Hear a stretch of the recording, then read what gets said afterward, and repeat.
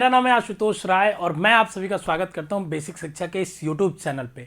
इस वीडियो में हम बात करने वाले हैं सीयूईटी 2023 के एग्ज़ाम डेट शीट को लेके, एग्ज़ाम पैटर्न को लेके, एग्ज़ाम के जो शिफ्ट आए हैं उसमें कैसे आपकी एग्जामिनेशन होगी, थोड़ा अच्छे से समझेंगे क्योंकि बहुत सारे बच्चों के मन में कन्फ्यूजन है कि सर कैसे एग्ज़ाम हो जाएगा, क्या होगा क्या नहीं होगा। तो थोड़ा डिटेल में चीज़ों को ब्रेकआउट करके समझने की कोशिश करते हैं, ठीक है ना। और पूरा ऑथेंटिक इन्फॉर्मेशन देंगे, ऐसा नहीं कि कोई स्पेकुलेशन पे बेस देंगे। जो चीज़ें अभी तक अवेलेबल है वही आपको बताएंगे, ठीक है ना। जो पहले से हुई है पिछले साल की उसके बेसिस पे आपको कुछ चीज़ें बताई जाएंगी, तो ध्यान से सुनिएगा, ठीक है ना। सबसे पहले जो है आप डेट शीट को थोड़ा समझ लीजिए कि आपका जो एग्ज़ाम होने वाला है वो 21 मई से 31 मई के बीच में होने वाला है। इन 10 दिनों में आपका जो एग्जाम होगा वो किसी भी दिन हो सकता है, ठीक है ना। हो सकता हो एक ही दिन में आपके सारे पेपर्स हो, बहुत ज़्यादा पेपर्स का अगर आपने सिलेक्शन कर लिया है, मतलब 5-6 पेपर रख किया है, तो आपके 2 दिन में पेपर हो, 3 दिन में पेपर हो, ऐसा हो सकता है, ठीक है ना बच्चों। तो इसके लिए आप तैयार रहेंगे, वो आपके एग्जाम के एडमिट कार्ड पर लिखा रहेगा कि आपका पेपर कब कब है, ठीक है ना। 14 मई के बाद से, सभी का 14 मई को नहीं आएगा, देखिए ये भी हो सकता है, ठीक है ना।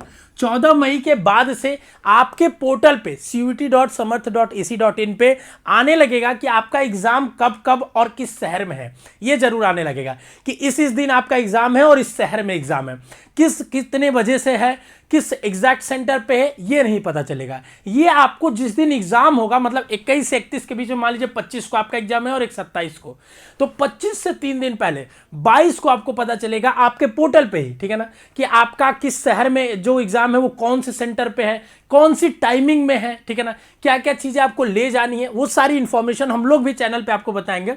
चैनल को सब्सक्राइब कर लें क्योंकि हम लोग आपके लिए 500 मोस्ट एक्सपेक्टेड क्वेश्चंस करा रहे हैं जो एनटीए सीयूटी 2023 में लाने वाला है, क्योंकि हमने 2022 में भी कराया था ऐसे ही और बच्चों को बहुत बेनिफिट हुआ था। हजारों बच्चे सेलेक्ट हुए थे, आपके 500 से ज्यादा बच्चे वही पढ़ के सेलेक्ट हुए थे। उनको बोले थे, जब सेंटर्स पे बच्चे मिलते थे तो कहते थे कि सर उसका बहुत बेनिफिट हुआ है, लास्ट टाइम में इतना रिवीजन हो गया, कंसेप्ट भी उसमें आप लोग बताते हैं। तो आप चैनल को सब्सक्राइब कर ले और उस वीडियोस को जरूर देखें अपने लिए, ठीक है ना। तो आप क्या करेंगे बच्चों, पहले बात आपको पता चल गया सिटी वगैरह का, तो आप अपना रिजर्वेशन वगैरह करा लीजिएगा। अगर ट्रेन से जाना होगा, नजदीक होगा तो कोई बात नहीं है, ठीक है ना, आप अपना व्यवस्था कर लीजिएगा। फिर जब आपका 3 दिन पहले एडमिट कार्ड आएगा तो प्रिंट कराइएगा। कई बार 1 दिन 2 दिन पहले भी आता है, ठीक है ना, क्योंकि पिछली बार ऐसे ग्लिचेज हुई हैं, तो उसके लिए पहले से माइंड मेकअप बना के रखना है, घबराना नहीं है, किसी भी चीज को लेकर पैनिक नहीं करना है, ठीक है ना, क्योंकि एनटीए बहुत लिबरल है। आपको पिछली बार इतनी सारी ग्लिचेज हुई तो बार बार एनटीए ने मौका दिया बच्चों को, जिनका पेपर छूटा चाहे कुछ भी हुआ, उनको बहुत बार मौका दिया गया, ठीक है ना। तो इस चीज को लेकर बिल्कुल भी पैनिक नहीं करना कि मेरा छूट गया तो क्या होगा, मेरा नहीं होगा तो क्या होगा। अकेले आपके साथ अन्याय नहीं होगा, ठीक है ना। और बहुत लोगों के साथ अगर ऐसा होगा तो कहीं ना कहीं उसमें फिर से रिफॉर्मेशन की जाएगी, फिर से चीजें बदली जाएंगी। तो आपको बिल्कुल इस समय पैनिक नहीं करना है, फर्जी चैनल्स नहीं देखने बच्चों, क्योंकि आपको अलग अलग तरीके से वो लोग परेशान करेंगे, ठीक है ना। आपको बताएंगे ये हो जाएगा वो हो जाएगा, ऐसा कुछ भी नहीं है। नॉर्मल एग्जाम की तरह आपको लेना है। हाँ, थोड़ा अलर्ट रहना है क्योंकि आपके करियर के लिए महत्वपूर्ण एग्जाम है, यहां से आपके करियर का नया पड़ाव चालू होगा, ठीक है। तो आपका एग्जाम जिस दिन होगा एग्जाम होगा। अब एग्जाम का स्ट्रक्चरिंग क्या होगा, ध्यान से सुनिएगा, ठीक है ना। एक दिन में 3 शिफ्ट होंगे एग्जाम के, ठीक है ना। पहला शिफ्ट वाइज क्या होता है, शिफ्ट वाइज का मतलब यह है कि बच्चा एक बार अंदर जाएगा तो एक शिफ्ट खत्म होने के बाद ही वापस आएगा। पहला शिफ्ट आपका 3 घंटे का होगा, ठीक है ना, दूसरा शिफ्ट 2 घंटे का होगा और तीसरा शिफ्ट 1 घंटे का होगा, ठीक है ना। अब ध्यान से सुनिएगा, जैसे मान लीजिए एक बच्चे का एग्जाम था 25 तारीख को, 3 शिफ्ट का एग्जाम होगा, ठीक है ना। हो सकता है उसका तीनों शिफ्ट में पेपर ना हो, उसका एक ही शिफ्ट में पेपर हो। तो अगर वो जाएगा पहले 3 घंटे का एग्जाम देने के लिए, ठीक है, अगर उसका 2 ही पेपर भी होगा तो 3 घंटे बाद ही वापस आएगा। ऐसा पिछली बार हुआ था, ठीक है ना, कि बच्चे गए थे, जब शिफ्ट खत्म होता है तभी आता है। तो इसीलिए 3 घंटे 2 घंटे 1 घंटे का लगाया गया है। मुझे ऐसा लगता है कि तीसरे शिफ्ट में 1 घंटे का एग्जाम है, ठीक है ना, तो इसी शिफ्ट में आपका जनरल टेस्ट का पेपर होना चाहिए। मुझे ऐसा लगता है, ये कंफर्म नहीं है, हो भी सकता है नहीं भी हो सकता है, क्योंकि 1 घंटे का पेपर है तो ऑलमोस्ट तीसरे शिफ्ट में ही होना चाहिए, मुझे ऐसा लगता है। बाकी आपका जैसे किसी भी एक बच्चे का एक दिन में 4 से ज्यादा पेपर नहीं होगा, ऐसा उन्होंने अभी कहा है, ठीक है ना, एनटीए के डायरेक्टर ने। अभी ऑफिशियली आया नहीं है लेकिन उन्होंने कहा तो ऑफिशियल ही मान सकते हैं, ठीक है। मतलब आपका एक दिन में अगर आपने 10 पेपर भर दिए, 10 ही पेपर भरना अलाउड था, तो आपका एक दिन में मैक्सिमम 4 पेपर होगा, ठीक है। अब कुछ बच्चे कहेंगे सर अगर 4 पेपर में हमारा 2 पेपर एक शिफ्ट में पड़ गया, 2 पेपर दूसरे शिफ्ट में पड़ गया, ठीक है, तो दूसरे शिफ्ट में 2 पेपर पड़ेगा और मान लीजिए अलग अलग सेंटर पड़ गया, तो ऐसा बिल्कुल भी नहीं होगा। आप ये सब सोच के परेशान ना हो, ठीक है, और आपको जो लोग सोचवा रहे हैं उनसे भी दूर रहे, ठीक है, ऐसा बिल्कुल भी नहीं होने वाला है, ठीक है। तो एग्जाम का ये पैटर्न रहने वाला है कि 3 शिफ्ट होगा, इसमें से आपका मोस्टली जो आपका होगा, अगर ज्यादा पेपर मान लीजिए आपके 3 सब्जेक्ट्स का पेपर है तो आपके पहले शिफ्ट में ही सारे खत्म हो जाएंगे, ठीक है ना। जैसे मान लीजिए आपने 3 डोमेन लिए हैं तो आपको 45 मिनट का समय मिलेगा, तो पहले शिफ्ट में हो गया और लास्ट के शिफ्ट में आपका जनरल टेस्ट हो गया। ये भी हो सकता है, ठीक है ना, कि किसी का हिस्ट्री पहले शिफ्ट में हो रहा है, दूसरे का हिस्ट्री तो सेकंड शिफ्ट में हो रहा है, मतलब एक ही सब्जेक्ट का अलग अलग शिफ्ट में पेपर अलग अलग व्यक्ति के लिए हो सकता है, अलग अलग दिन भी हो सकता है। इसीलिए एक सब्जेक्ट के बहुत सारे पेपर होते हैं, तो बाद में आपका जो स्कोर आता है उसको नॉर्मलाइज स्कोर के फॉर्म में किया जाता है, समझे। कि अगर मान लीजिए आपका पेपर बहुत आसान आ गया तो आप जो एक्चुअल स्कोर पाओगे उसको नॉर्मलाइज फिर से किया जाता है, ठीक है ना, और नॉर्मलाइज स्कोर के बेसिस पे काउंसलिंग किया जाता है।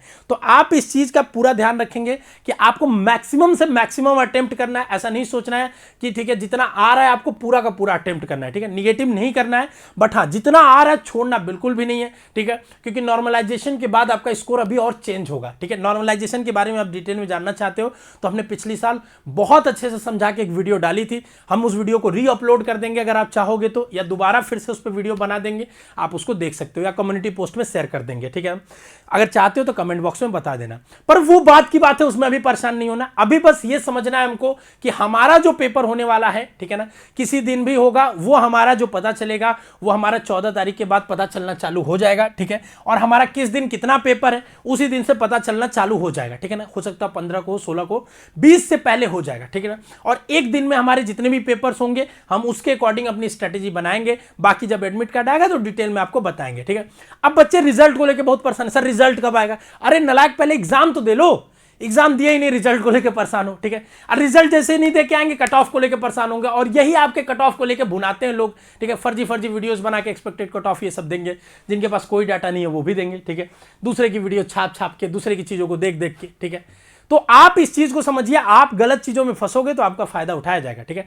अभी आपको एग्जाम देना है, एग्जाम दोगे तो एग्जाम में आपका जैसे मई में एग्जाम खत्म हो रहा है, ठीक है ना, तो जून में रिजल्ट आ जाएगा, 15 से 20 दिन में। एक पहले आपका आंसर की आता है, ठीक है ना, आंसर की को चैलेंज करने का समय दिया जाता है, 2 से 4 दिन होगा, ठीक है। तो मान लीजिए आपका अगर 10 जून तक आंसर की आता है, ठीक है, तो फिर उसके बाद 1 हफ्ते बाद आपका फाइनल आंसर किया जाता है और आपका रिजल्ट आ जाता है, ठीक है।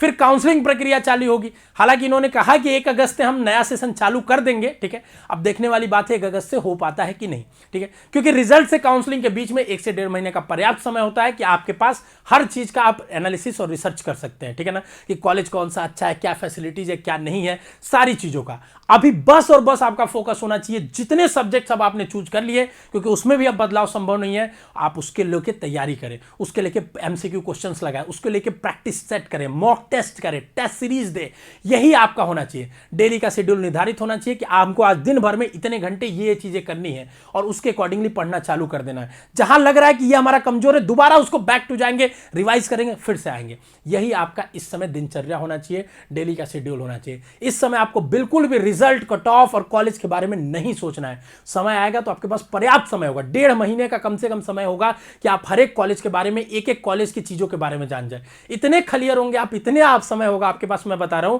कि आप कॉलेज के एक एक सीनियर से आप जाके आप क्या करोगे, खोज के उनसे भी पूछ सकते हो चीजों के बारे में, अलग अलग सोशल मीडिया पे, ठीक है। तो अभी उसको लेके क्यों पैनिक करना, अभी हमारा, क्योंकि अगर हम अभी पढ़ेंगे नहीं तो मार्क्स ही नहीं आएंगे, और मार्क्स नहीं आएंगे तो जान के हमें जानकारी पूरी हो गई ड्यू और बीएचयू के बारे में और हमारा एडमिशन ही नहीं हुआ। तो बस आप अभी प्रोसेस को समझिए, क्या प्रोसेस है। प्रोसेस यही है कि सीयूईटी का एग्जाम देना है, बाकी यूनिवर्सिटीज का जब काउंसलिंग चालू होगा तो उसके बारे में बताया जाएगा। हम लोग हैं ही, चैनल को सब्सक्राइब कर लीजिए सारी अपडेट्स के लिए और बेहतरीन तैयारी के लिए चैनल को सब्सक्राइब करके अभी कभी रख लीजिए। मिलते हैं नेक्स्ट वीडियो में। अगर कोई अभी भी डाउट है, आप चाहते हो कि इस पर हम लोग वीडियो बना दे, तो कमेंट बॉक्स में जरूर बता देना, उस पर हम लोग वीडियो लेके आएंगे। स्वस्थ रहे, मस्त रहे, खुश रहे, ऑल द बेस्ट बच्चों।